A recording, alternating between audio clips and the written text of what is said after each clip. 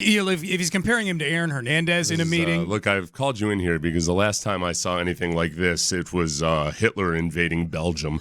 It's like if you invoke Aaron Hernandez, it's kind of a big deal. So who knows how the conversation went? This is one more unflattering story out about Bill O'Brien that's coming from Michael Irvin. It's secondhand, and I say this about every secondhand conversation. You never know exactly what the conversation was.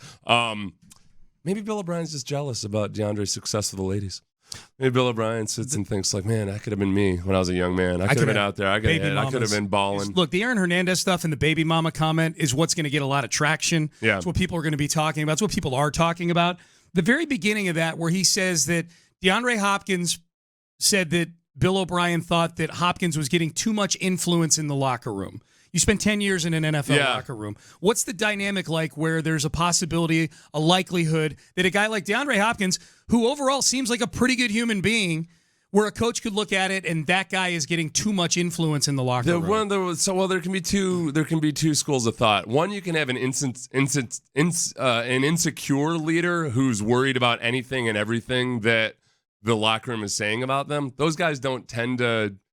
They don't tend to have good mental health. Or there could be it could be that you actually have a good player who's influential and does either encourage guys not to listen to the coach or encourages guys to not kind of toe the company line.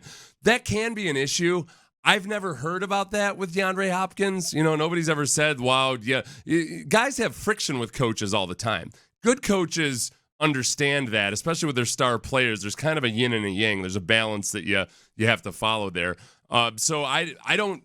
It can happen. A lot of times if you're a coach and you're trying to evaluate, okay, who are my high character guys, and which are guys that maybe I don't like, but they are not disruptive. There's always that distinction you have to make. Yeah. The charismatic leader is a bad guy to be a bad character guy. Right.